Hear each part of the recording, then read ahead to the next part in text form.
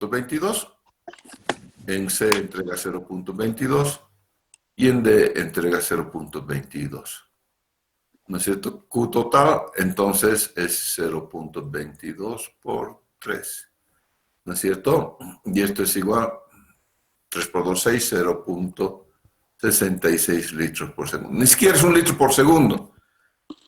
Para empezar, obviamente aquí tengo que saber de que no voy a tener diámetros de 150 milímetros, ¿no es cierto? Para 0.66 litros por segundo. Entonces, para empezar nomás, ¿no es cierto? Alguna gente me ha sacado ese tipo de respuestas y eso es pues imposible, por favor, ¿no es cierto? Ahora bien, la pregunta es clara.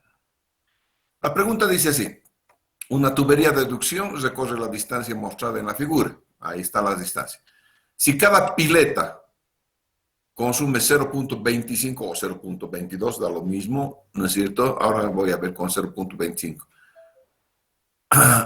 Se pide ubicar un tanque rompe presión a caudal natural, de manera que la presión remanente en C sea mayor a 5, pero menor a 15. La tubería es PEAD. Es 0.25, no es 0.22. Aquí es entonces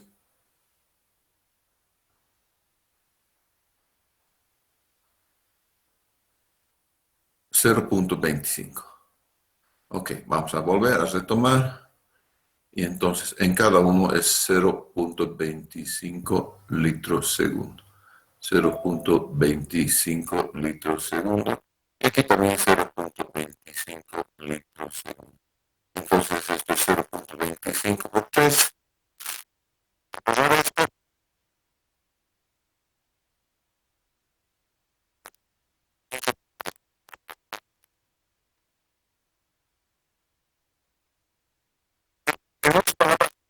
No llega, no llega a 1 litro por segundo. Es apenas 0.75 litros por segundo.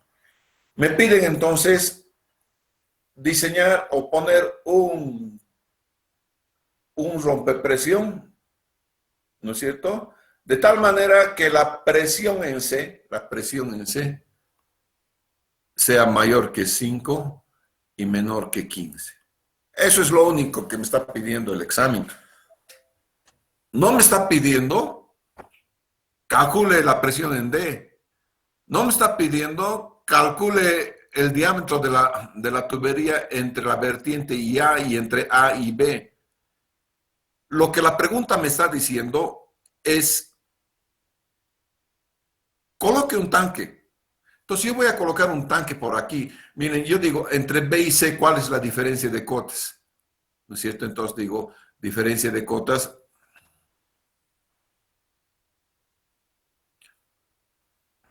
entre B y C. B tiene la cota 135, cota en B 135, cota en C 130. Entonces de aquí el delta es 5 metritos de diferencia. En estática, entre este punto y este punto hay 5 metros. En otras palabras, si coloco un tanque rompepresión en B, tendría 5 metros, pero en estática, y lo que pierde de carga aquisito en 120 metros, lo que pierde, ya no voy a llegar, voy a perder 0.1, digamos. Si le pongo una tubería de 2 milímetros, ¿no es cierto? Perdería 0.1, digamos, ya no tengo los 5, tengo 4.9. Entonces tendrá que ser un poquito más arriba. Y yo me acuerdo que mi profesor me ha dicho que una pérdida de carga es más o menos 10 metros por kilómetro. Así me ha dicho mi profesor en sus clases, ¿no es cierto? Y aquí yo tengo 120 metros, entonces en 120 metros yo estoy esperando perder más o menos HF igual 1.20 metros. ¿No es cierto? 10 metros por cada kilómetro, 1 metro por cada 100 metros. ¿No es cierto? Entonces, esto es 1.20 metros aproximadamente. Esto es muy aproximado. Entonces, si ya tengo 5 estáticos aquí y voy a perder 1.20, a 6.20 tendría que colocar de altura, ¿no es cierto? Pero no lo quiero colocar a 6.20 por si acasito, lo voy a colocar por aquí, mi tanque rompe presión. Listo, entonces, desde aquí mi tanque rompe presión, ¿no es cierto? Y ustedes ya deberían haberlo trabajado con más detalle. Desde aquí mi tanque rompe presión genera una nueva línea de comando y eso lo sé yo, lo saben ustedes, lo sabe todo el mundo en mi curso, ¿no es cierto? Genera esa nueva línea de comando, ¿no es cierto? Todo lo de arriba no interesa. Nada más no me han dicho que aquí no le coloque una tubería o una válvula, porque me han dicho caudal natural, me han dicho. Quiere decir que está libremente, agarra libremente. No le pongo válvulas, no le pongo nada. No me están pidiendo tampoco de qué diámetro es. Simplemente me dicen caudal natural, entonces no lo dibujo válvula. Punto. Se acabó. Ahí está. Entonces ya aquí arriba ya no me interesa nada. Coloco mi tanque rompe presión y voy a calcular entonces hasta aquí nomás. Aquí no me interesa nada. Aquí este tramo no quiero. ¿Entienden? Si he colocado, digamos, a 1.20 más 5, 6, 20, digamos, a 10 metros he colocado, a 10 metros desde aquí, ¿no es cierto?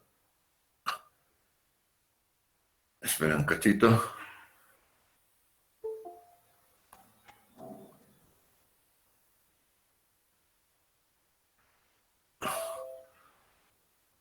Ya, voy a volver a colocar mi reglita aquí. Con relación al punto C tiene que ser, ¿no es cierto? Ahí está, con relación al punto C. Suponiendo, una de las respuestas podría ser, señor, yo he colocado aquí, voy a poner aquí 10 metritos de diferencia. ¿Por qué? Porque necesito 6.20, yo le voy a meter 10 metritos de diferencia. Ahora, si con 10 metros de diferencia aquí, de este punto C más C, su cota en C es 130, más 10 son 140, 140 menos 100, porque aquí tengo que cuidar esto. Esto está a 100 metros. Entonces, si yo coloco este punto C, su cota es 130. Si le coloco 10 metros más, estoy a 140. Un cachito mal dibujadito. Entonces, aquí voy a estar en 140.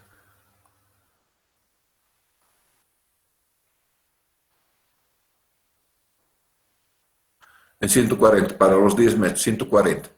140 menos 100 para revisar nada más si me aguanta la estática. No se olviden que con la estática estoy definiendo, con la estática defino, que se llama, defino el tipo de tubería. Entonces ahí voy a poner esta otra línea y veo cuánto es de todo esto, señores. Voy a ver cuánto es todo esto. Entonces aquí tengo 140 menos 100, estos 40 metritos. 140 estoy aquí, esto vale 100. Esto está a 100. 140 menos 100, 40. Y me dan opción de tener tubería 20 o tubería PN16. Entonces, lo único de aquí que va a salir es mi tubería PN16 y se acabó para ver cuál es el diámetro interior de mi tubería PN16, cualquiera que utilice. ¿No es cierto? Y lo único que voy a hacer es aquí, decir, desde aquí, punto de tanque rompepresión a punto B, tiene 0.75 litros por segundo. De punto B a punto C, ya me he gastado 0.25, tiene 0.50 y ahí se acabó. Entonces, del tanque rompepresión al punto B, caudal es igual a 0.75 litros segundo. Del punto B al punto C, caudal BC igual 0.50 litros por segundo. Defina un que se llama una tubería para eso. Máximo es FI 25. Esta. Y se acabó todo el proyecto. Y lo único que voy a ver es cuánto he perdido de carga.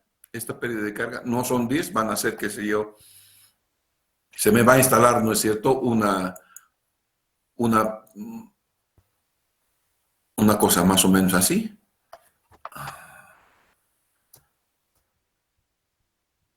¿No es cierto?, que se llama la piezométrica. Ni siquiera me están pidiendo cota piezométrica, no me están pidiendo absolutamente nada. Este proyecto, este profesor se pasó de no pedir nada. Ese va a ser entonces mi piezométrica y tengo que calcular nada más cuánto es esta presión. ¿Cuánto será? Se acabó. Para eso voy a calcular la pérdida de carga acá. ¿Cuánto será la pérdida de carga? Total. No me están pidiendo combinación de tuberías, me están dando un rango amplio. No me están diciendo llegue con esta presión, me están dando un rango, por favor. Para ese rango yo podría utilizar de 32, de 25, sabe Dios, ¿no es cierto? Yo cualquiera de esas respuestas está bien. Esta va a ser, esta línea verde va a ser o más inclinada o más parada. Nada más, señores. Y se acabó, no necesito hacer otra cosa. Y en realidad la pregunta uno es solo de mirarla. Antes del examen yo les he dicho, analicen qué se le está pidiendo. Como caballo cochero han venido a agarrar, me han calculado desde aquí hasta aquí, aquí me han colocado tanques rompepresión, como si esta fuera el punto para colocar tanques rompepresión. Después me han calculado esta línea. Ninguna de estas, yo no les he pedido esto. Nada de eso les he pedido. Yo les he pedido, colóquenme en tanques de presión. En otras palabras, hágame un nuevo proyecto. ¿Qué me importa lo que el profesor me pide? Les estoy diciendo aquí. No sirve nada de eso. Mi proyecto es solamente estricto. Y me están pidiendo nuevamente entre 5 y 15 aquí. Digo, lo único que me tengo que acordar es esto. Una buena pérdida de carga es 10 metros por kilómetro. En 120 metros tengo 1,20. Entonces, de aquí, de 130, debería elevar 1,20 más. Por si acasito, le voy a elevar 10 metros. Alguien me podría decir 8 metritos nomás le voy a elevar.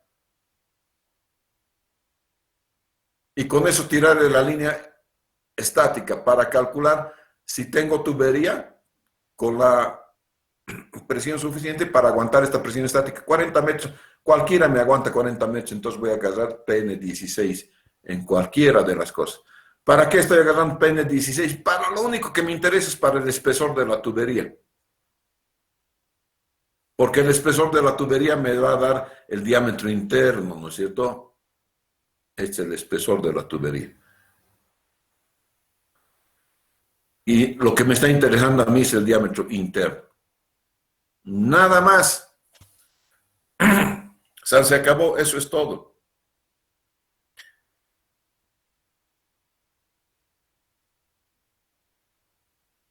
¿Entienden? Eso es todo. 10 minutos se tardó. 10 minutitos, ¿qué 10 minutos? Explicando 10 minutos, ¿no es cierto? Si habría hecho esto simplemente Hazen Williams después, ¿no? Q igual a 0.28, CD a la 2.63, J a la 0.54. Me están diciendo despeje J en cada caso. Y se acabó. Se acabó.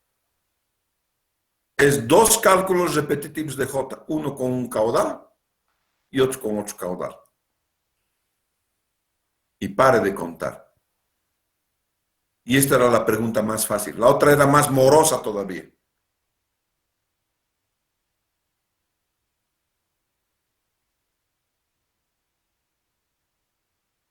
Bien, te voy a dar pantalla, María René, para que expliques la segunda, ¿ya? Está en el libro. Lo único que en el libro tiene es, el bombeo está en un solo turno. O sea, ese del libro de la inscripción está en la página 135. El ejercicio es el número, el ejemplo 4.2, ni siquiera es ejercicio, el ejemplo 4.2. Por lo tanto, está resuelto. Con alguna pequeña variación, nada más. Entonces, no puedes.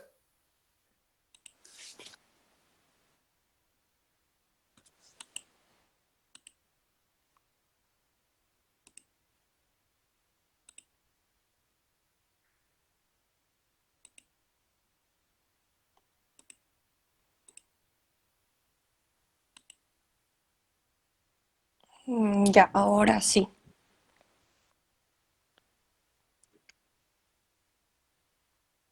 ¿Se ve, no, Inge? Sí.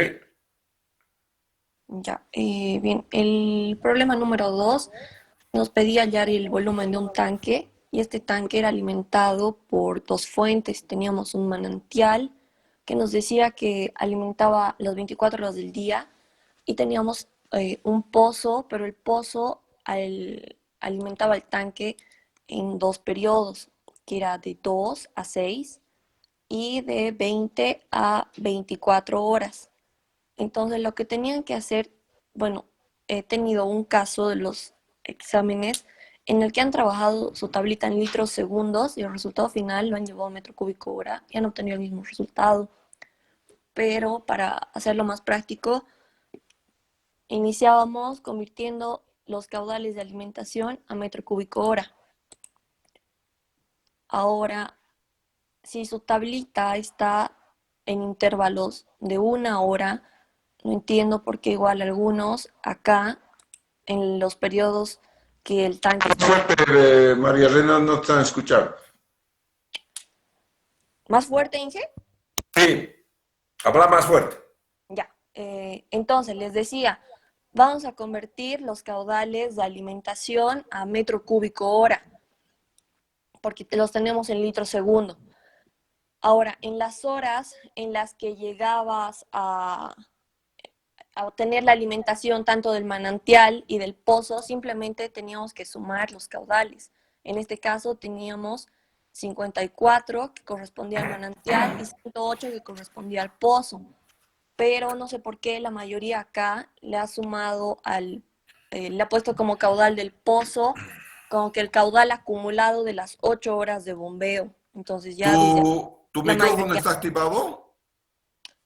Sí, está activado.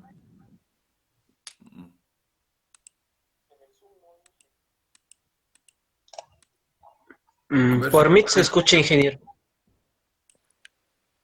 Ay, ya, ahora sí me escuchan en el Zoom.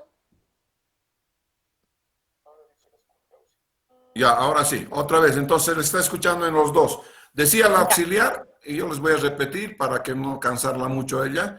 Estas son los caudales de manantial y del pozo. Lo único que he hecho para trabajar más cómodamente es convertirlas a metro cúbico por hora.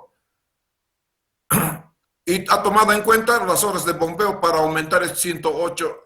Primero son 54 de P a PA. Y después ha tomado en cuenta las horas de bombeo para aumentar, dice de 2 a 6, ha aumentado de 2 a 6, y también de 20 a 24 ha aumentado lo que es correspondiente al pozo, la entrada de pozo. Hasta ahí está. Ok. ya. Luego hemos hecho la sumatoria, como les he enseñado, y nos daba un total de 2160. Ahora, para la salida o demanda, podíamos dividir este número en las 24 horas o algunos han tomado diferentes periodos de bombeo, pero respetando que esta sumatoria sea igual. Y me parece que igual está correcto. Y luego es simplemente el mismo procedimiento de los ejercicios que hemos hecho de los que están en el libro. La diferencia que es simplemente la entrada, la salida, posteriormente la diferencia acumulada. Y como en este caso ya tenemos datos volumétricos, nuestro volumen del tanque en este caso simplemente va a ser la sumatoria de nuestro excedente en valor absoluto más nuestro faltante también en valor absoluto, teniendo un volumen del tanque de 504 metros cúbicos. Eso es todo, muchachos. La única clave es que la sumatoria de entradas tiene que ser igual a la sumatoria de salidas. Esa es la única clave. Por comodidad, los 2160 la han dividido entre 24. Alguien me dijo en el pleno examen, no tengo la curva de salida. Tú puedes poner la curva de salida que quieras. El hecho es de que al final tienes que tener los mismos 2160. Esa es la única condición. Obviamente lo más sencillo es dividir los 2160 entre 24, se acabó. Y esto es lo que se ha hecho acá. Pero lo peor de todo es que es un ejercicio del resuelto, ni siquiera es ejercicio, ejemplo resuelto.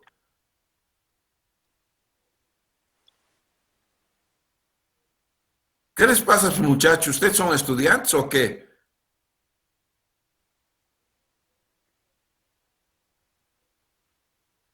Bien, yo he tenido una confusión, la auxiliar me ha pasado unas notas y al principio les he reportado unos notas finales, pero resulta que no he tomado en cuenta que el auxiliar me había dado al revés las notas, entonces he tenido que corregir las mismas y ahora sus notas están en el Classroom, todas ellas. Voy a abrir un pequeño paréntesis para poder hacer los reclamos correspondientes. Si alguien tuviese algún reclamo. 1. Ya conocen cómo se ha resuelto el examen. 2. Entre la mínima nota que tienes que tener para proseguir al proyecto en su segunda parte es 25. Entonces, aquella gente que tiene 25 más o menos se va a decantar el lunes. El lunes vamos a hacer la formación de grupos. La gente que no tiene 25 podrá formar otros grupos para después presentarse al examen final. Eso es formación de grupos, de otros grupos de gente de menos de 25. Es decir, simplemente van a hacer un proyecto que no es calificable. El proyecto simplemente va a ser cumple o no cumple para habilitarse al examen final. Y lo mismo para habilitarse al examen de segunda instancia. Cumple o no cumple, nada más. Los únicos que van a tener derecho a que se le califique el examen en detalle son los que tienen más de 25. Los que se han sacado 0 en el examen pueden abandonar la materia. A nadie que se saque 0 le dejo proseguir la materia. Y será lógico, ¿no? Si te has sacado 0 es porque estás haciendo cualquier otra cosa. Dicho esto, deja de compartir, querida María René.